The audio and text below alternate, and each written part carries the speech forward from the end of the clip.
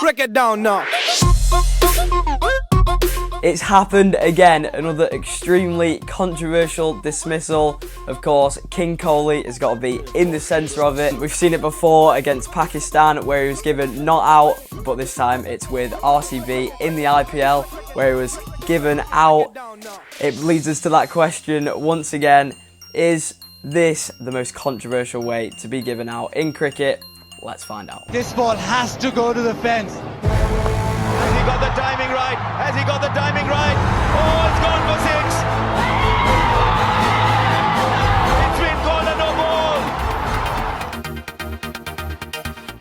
ball. Okay, so when we're looking at the professionals in, for example, the IPL, it's all done very, very technically. Like the third umpire has got so much info about heights, for example. So Virat Kohli is not going to be the same height as Tim David, for example. They're not going to be the same height. They're not going to have the same waistline. Now, when you look at some deliveries, they just look like a no ball. In real time, you just automatically go, that is a no ball. It's got nothing to do with what the square leg umpire thinks or whether the TV umpire is going by what he's saying. It's simply relying on the data that they have collected and then applied to the situation. However, is that good enough? Is that end of story? Or does Virat Kohli still have every right to say, no, I don't agree with what technology is saying? Well, I looking at that dismissal, I thought he wasn't out. When you put it in slow motion, it is completely different. The data says differently. So obviously there's that grey area and something that needs to be tidied up. And there's only one man for this, and that is Cricket Umpire 86. He's going to talk all things no balls. Let's hear from him now. Now then, ladies and gents, boys and girls, so thanks to Jackson family on the channel. He's asked me to talk through a little bit about the no ball law.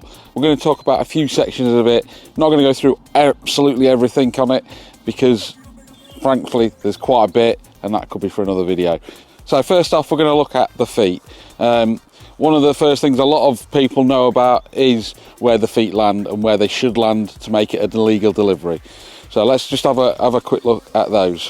For the front foot, we are looking for the foot to land, for any part of the foot to land behind the line, or in terms of a raised foot, the foot doesn't have to land behind the line. It can be raised as long as you can see part of the foot would be behind the line. So it doesn't have to land perfectly on behind the line. If a bowler lands and then slides, I can't slide this, lands and slides, I can't do it, can't make my foot slide. If the foot lands and then slides, that is still okay as well. We are looking for the foot to land, any part of the foot to land behind the line or slightly raised, can be fine, it is fine as well, doesn't have to be grounded behind the line. Anything that where the foot lands behind the line or is raised above it, so at the point of contact, and then slides, is still okay. What is a no ball is when the front foot has gone beyond the line or just touching the line, where there's nothing behind the line. Another one not a lot of people do know about is, and I'll quickly mention it, is where if the front foot goes past the line of the middle stump. I know I haven't got any stumps, don't shoot me. But this is where the foot, where you land and the foot crosses in front of there. The main thing as well is umpire then can't see for LBW. So you don't get it happen very often, but if it does happen, then it is a no ball. The other one with the feet, and a lot of people do miss this or don't know this part of the law, is the back foot no ball. A lot of people get it confused with in some instances, some pitches will have, creases will have the wide line indicator there. They're put in there for a lot of competitions, and you see it in a lot of international cricket and tournament cricket, T20 stuff and things like that. So, but the back foot no ball can be missed, even at international level. A lot of people do it. So we'll show you what that does look like. So when a bowler is running in and they're trying to make a bit more of an angle, they land the back foot lands outside of the return crease. We haven't obviously got it drawn out, but we're going to use this section here as an example. So they land back foot there. The front foot is absolutely fine, but the back foot is landed outside of that line or on that line, and that's where we would give a no ball. The next one we're going to look at is above waist height. Jackson asked me to look at this one specifically because there is an example we're going to put in the video where he was bowled with one that was above waist height. So first and foremost, the above waist height one is based around each individual batter. So as a square leg umpire, we will be looking obviously at points for each individual batter. It does vary, so depending on your height. So for me, it is quite low because I'm not the tallest. A taller batter, it will vary for them. So what we are looking for is when the batter is side on at the popping crease at their normal stance, not outside of the crease. So if they advance, that judgment is still based around where they are in the crease. So if the ball without bouncing is bowled and it is above waist height, so around there, again it is varied and it's a judgment from the umpire. So umpires, when it's close, may get it wrong. We have to understand this. But when it's above waist height, the umpire will call and signal no ball. It will be called an indication from square leg, and they will indicate to the standing colleague at the bowler's end. The bowler's end umpire is the one who calls it, and they coordinate between the two. They will look across. If a standing umpire is confident enough and it's clear and obvious, they will signal it without asking for assistance from square leg. Always based from the batter at the crease.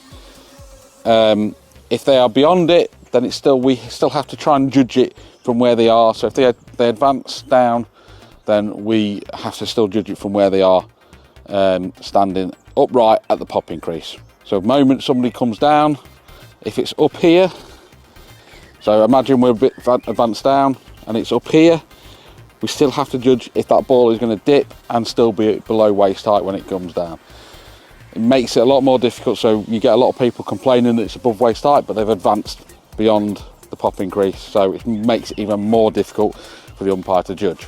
In terms of getting bowled off a full toss or a no ball, it can still be a no ball due to the fact that you do get short batters, like I mentioned earlier.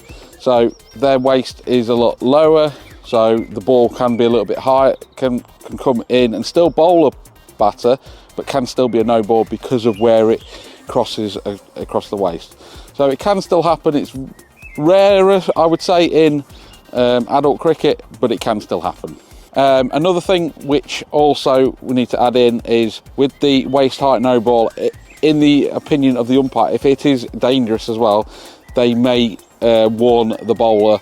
If they get 2 warnings, then they will be taken off and they will not be allowed to bowl again in that innings. And we'll just throw you in a little cheeky extra one, one that probably won't happen too much, especially at village cricket, but in the laws it is called a no ball. It's one where the ball pitches and clearly bounces over the batter's head at a standing position at the popping crease. So this one is now in a lot of competition is called a wide. They change it in the playing regulations, and to be fair, I think before not too long it probably will get changed in the laws as well, because a lot of competitions just call it a wide. And yeah, so remember that one, that if you bang it in too short and the batter's got no chance of hitting it and it goes above their head, it is a no ball. That's one way your square leg umpire will be helping the standing umpire at the bowler's end to signal and give a no ball. Okay, some brilliant insight there from an actual umpire. What a top guy. Umpire for Content Creators CC. Doesn't give many LBWs except Dan, because he was absolutely plumb. But as he mentioned there's a video of me from when I was much younger, only about as tall as the stumps, and there was a no ball. It definitely felt like a no ball at the time as I was so small, flying past my head, but it did hit the top of the stumps, but it was called a no ball. And that's something that people get mistaken with. When the ball hits the top of the stumps, everyone's like, how can it be a no ball? It's hit the stumps. But it's when it actually passes your body. Even if it goes above the waist, it can still hit the stumps.